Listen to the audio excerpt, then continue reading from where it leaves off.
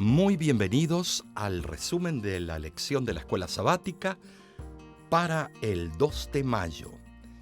Yo soy el pastor Omar Grieve, director de La Voz de la Esperanza. ¿Por qué no comenzamos hablando solo de la Biblia? La palabra en el latín, utilizada famosamente por Lutero el gran reformador, fue sola Escritura. Solo la Escritura, en un tiempo que las tradiciones era todo. La salvación tenía que ver con la tradición, las absoluciones. Me recuerdo en la historia cuando se sacaron los cadáveres de cristianos que murieron en la arena, mártires, y se empezaron a vender los huesos de cada uno como absolución. Usted compraba uno de esos amuletos y tenía 20 años de perdón de pecado. Cuando el sacerdote dice, ego eimi te absuelvo de todo tutti peccati, o de todo pecado, yo te absueldo, toma el lugar de Dios en la tierra. Pero la Escritura decía otra cosa. Solo Cristo perdona.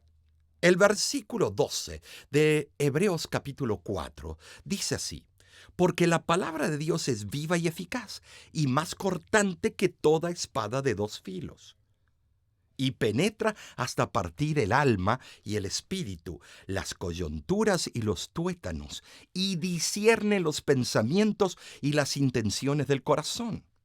Estimados, una espada de dos filos lo hizo famosa los griegos y los romanos. ¿Por qué? Porque por ambos lados destruye, mata. El postulado protestante es de que solo las Escrituras, ¿no es cierto? Solo la Biblia.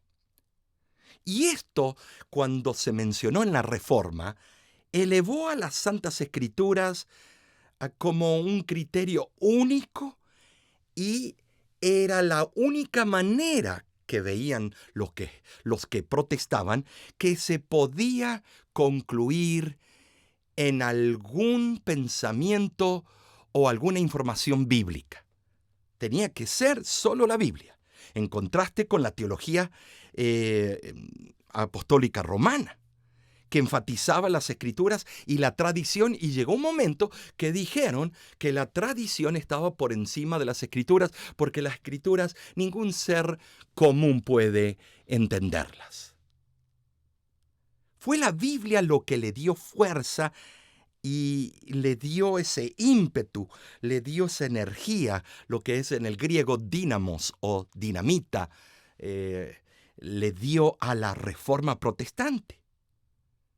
Ahora, confrontados con una interpretación alegórica de la Escritura, vemos que muchos dicen e infieren significados diferentes al texto bíblico.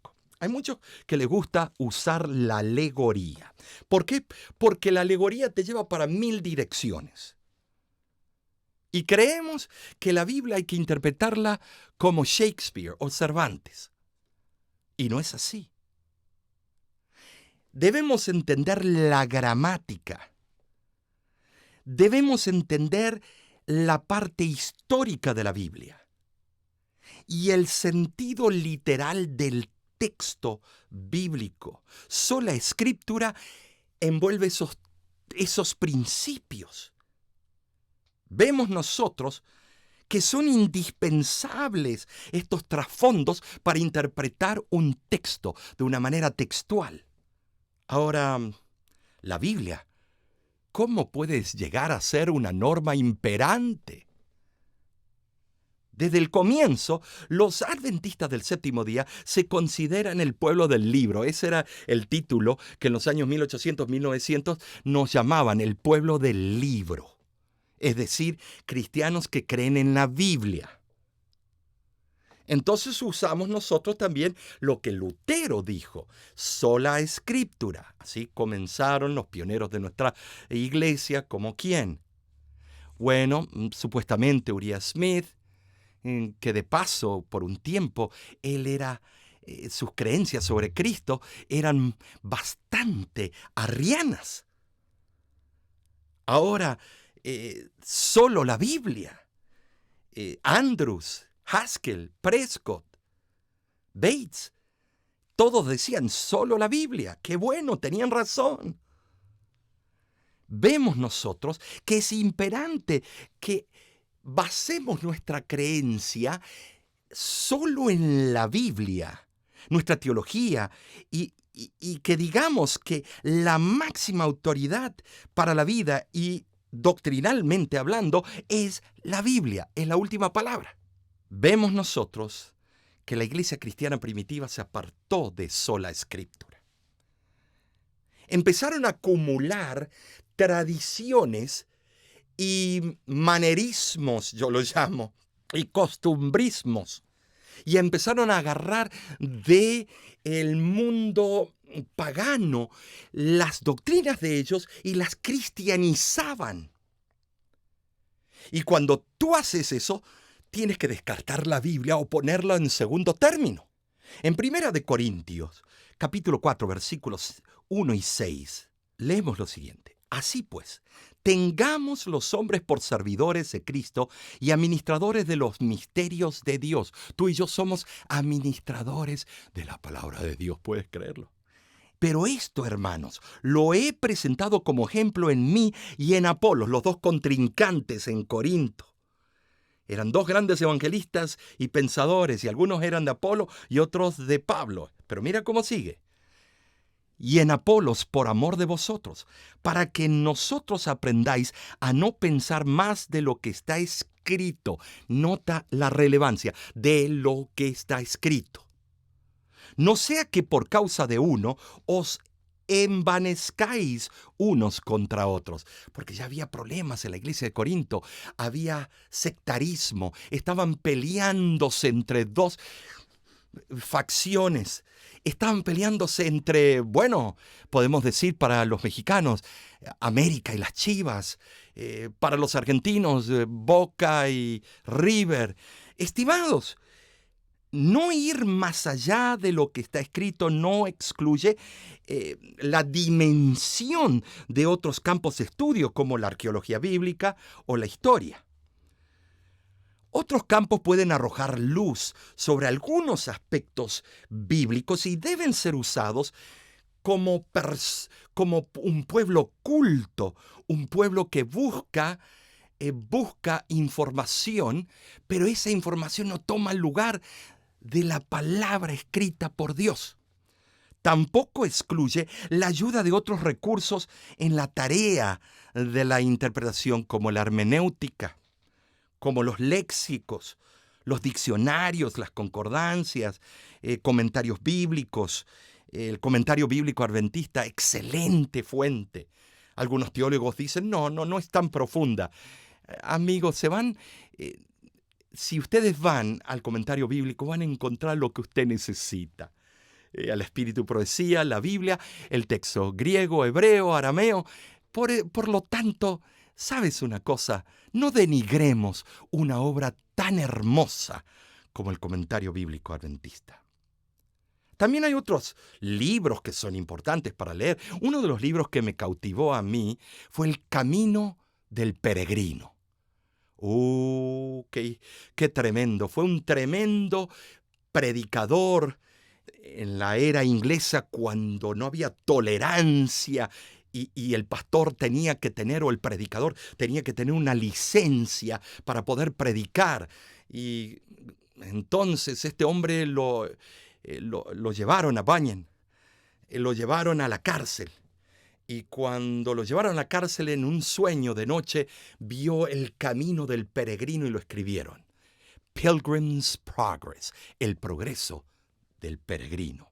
Eso me ayudó mucho para entender el tema de justificación por la fe. O sea que el Señor, el principio que nos da es esto: escudriñarlo todo, retener lo bueno y descartar lo otro.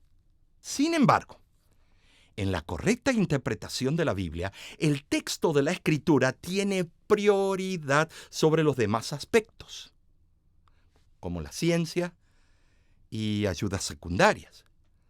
Yo hablé anteriormente de que Cristóbal Colón descubrió que la Tierra era redonda en el libro de Isaías. también que Isaac Newton en el libro de Job descubre la ley de la gravedad. Pero esos son datos que no cambian que Dios es omnisapiente y todo lo sabe. Ahora, mira en los libros y los documentos de Lutero, tomo 32, página 11 y 12. Mira lo que escribió. Solo la Biblia es el verdadero Señor y Maestro de todos los escritos y doctrinas de la tierra. ¡Wow! Tremendo. Impresionante. Entonces, con esto podemos partir que en la Escritura hay una unidad perfecta. Dios es el autor supremo de la Biblia y podemos asumir que existe una unidad y armonía fundamental entre las diferentes partes. Por ejemplo, Génesis con el Apocalipsis, hay una unidad. Ezequiel con Daniel y Jeremías y el Apocalipsis se unen. Con Mateo capítulo 24, el sermón apocalíptico de Cristo está en unión con Daniel 7, 8, 9, 10, 11 y 12. Los entendidos entenderán en el tiempo del fin.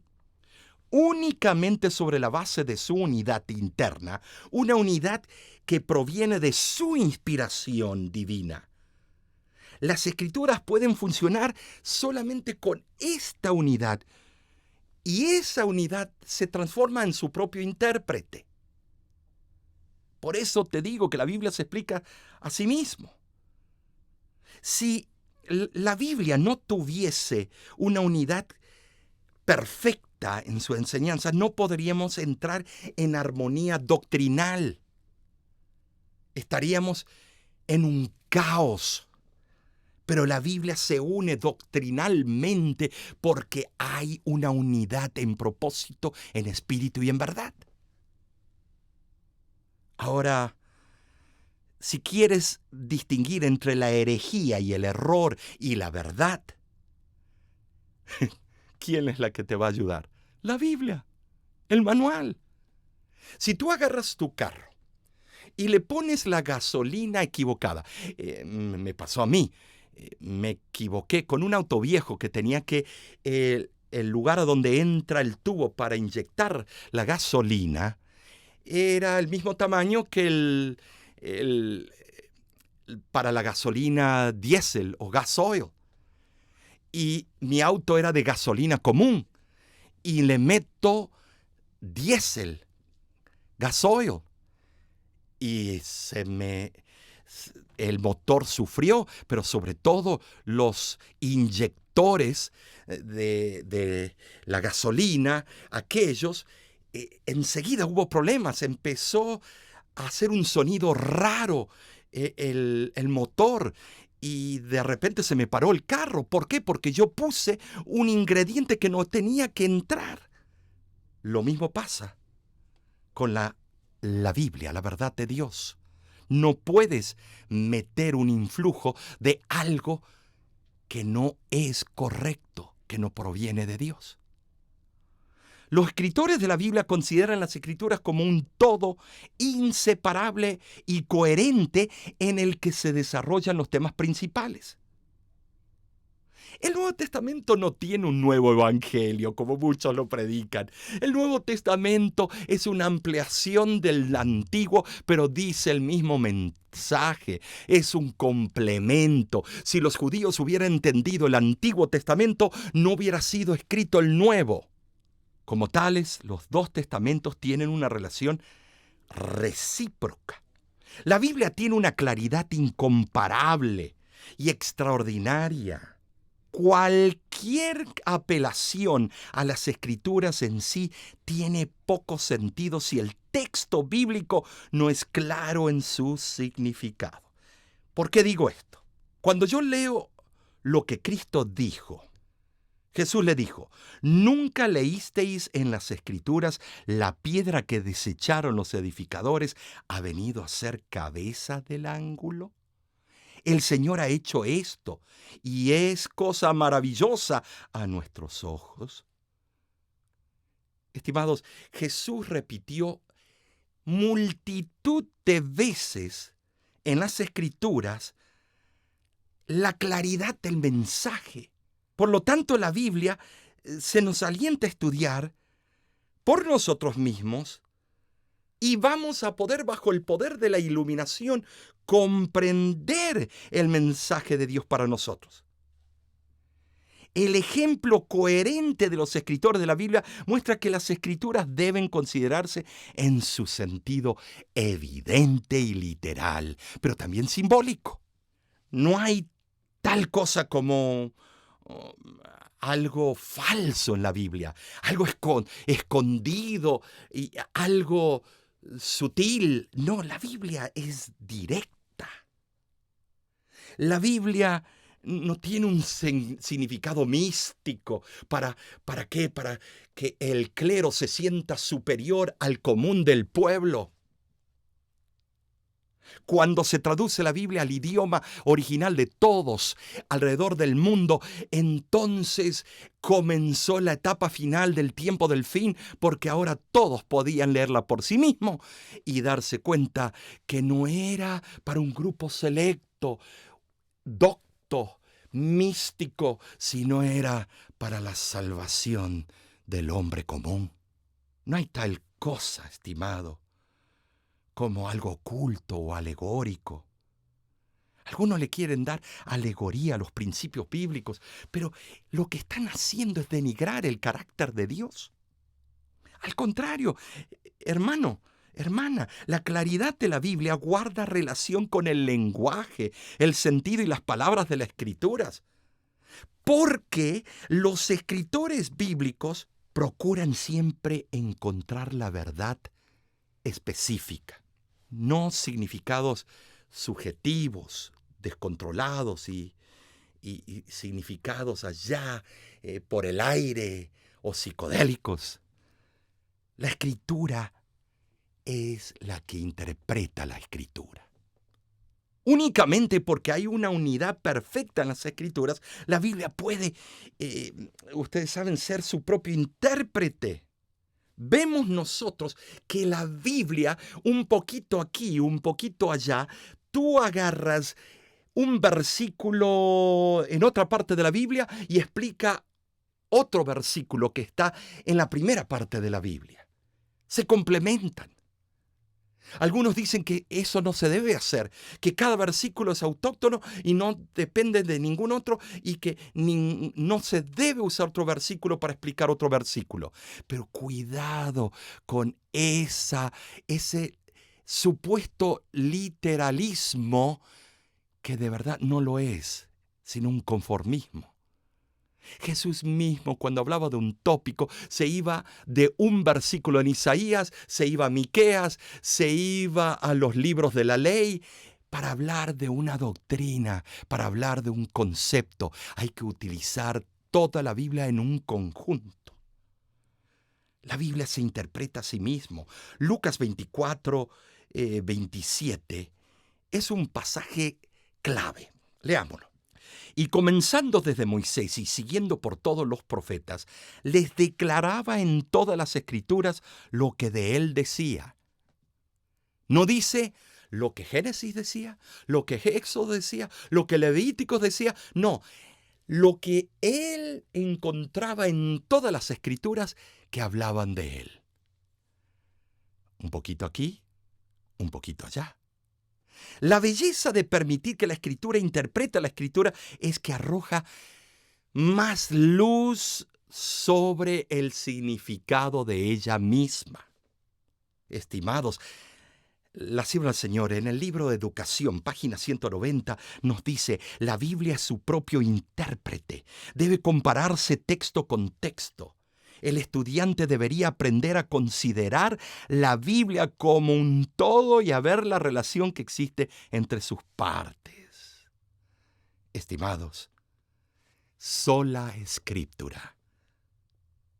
Pero si es solo la Escritura, ¿por qué Elena G. de White y sus escritos? Cuando hablamos de sola Escritura, solo la Biblia, los adventistas del séptimo día nos enfrentamos con una polémica, con un problema. ¿Qué vamos a hacer con Elena de White? Fue también inspirada por Dios y sirvió como mensajera de Dios para todo el pueblo. En Isaías 8:20 nos dice que hay que juzgar los temas a la ley y al testimonio. Si no se hace de esta manera, es que no hay verdad en lo que esa persona presente. Y lo que esa persona predice debe cumplirse. Algunos se quejan de que ella no fue profeta. ¿Por qué no fue incluida en el canon bíblico? Después del último libro escrito, la Biblia no dice que iban a ser escritos otros libros. Y tiran y tiran y tiran quejas. Pero, estimado, Elías nunca escribió un libro y estuvo en el monte de la transfiguración. Fue uno de los máximos profetas. Enoc no escribió un libro, pero fue trasladado al cielo sin ver la muerte. Estimados, vamos con Eliseo, no escribió un libro y fue uno de los mayores profetas. Amigo, el don de profecía es relevante porque se encuentra en Joel capítulo 2, versículos 26 en adelante. Vuestros hijos y vuestras hijas verán visiones y vuestros ancianos soñarán sueños. Esa es una de las señales del tiempo del fin, que el pueblo de Dios tendría el don de la profecía. Apocalipsis 19:10 dice que el testimonio de Jesús es el don de la profecía. Ahora, ¿cuál es la relación de sus escritos con las Escrituras? Cuando tú lo lees superficialmente, los escritos, te darás cuenta que una mujer con 3 años de escuela primaria, ¿cómo pudo escribir algo así? No, sus correctores o correctoras. Luego, los editores. No, amigo, yo tuve el privilegio de leer algunos originales. Es algo increíble el lenguaje celestial que encuentro en ellos. Ahora, para entender, la Biblia era fundamental y esencial en todos sus pensamientos y teología para la hermana White.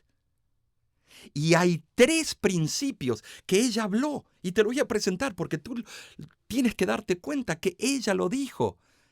Número 1, ella sostuvo repetidamente que la Biblia es la máxima autoridad y la norma final para todas las doctrinas, la fe y la práctica. Conflicto de los Siglos, página 581. Además, ella claramente apoyó y mantuvo el gran principio protestante de sola escritura. Conflicto de los Siglos, página 12. Número 2.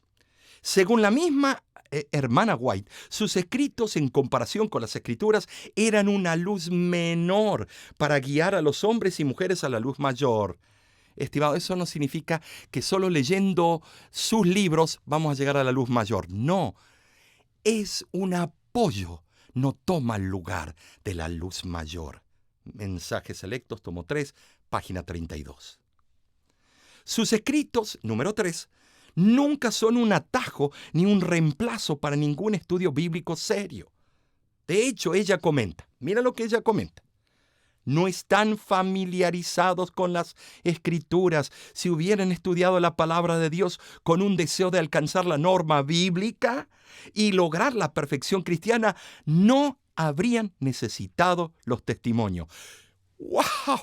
Esto es tremendo. Aquí dice que si hubieran leído bien la Biblia, no hubieran necesitado los testimonios. Es porque han descuidado el conocimiento del libro inspirado por Dios, por lo que Él ha intentado alcanzarlos por medio de testimonios sencillos y directos. ¿Por qué no añadimos un número 4? Sus escritos no son una adición a las Escrituras, sino que están subordinados a la Santa Biblia. Ella nunca tuvo la intención de que sus escritos ocuparan el lugar de las Escrituras. Al contrario, exaltó a la Biblia. Una de las cosas que dijo: cuando hagan de la Biblia vuestro alimento, vuestra comida y vuestra bebida, cuando hagan de sus principios los elementos de vuestro carácter, sabrán mejor cómo recibir el consejo de Dios. Hay una planta marítima que crece en la superficie de las aguas del mar. Pero cuando la tempestad amenaza, y las olas se encrespan, se recoge en el fondo del mar hasta que la bonanza sea restaurada otra vez. Nosotros también, hermanos, en las perplejidades e incertidumbres de la vida, tenemos un lugar donde refugiarnos y una esperanza encontrada en la Biblia. Es la roca de los siglos, Cristo Jesús. De nuestra parte, te esperamos la próxima semana en este mismo lugar. Suscríbete en el canal YouTube de La Voz de la Esperanza. Que Dios te bendiga ricamente.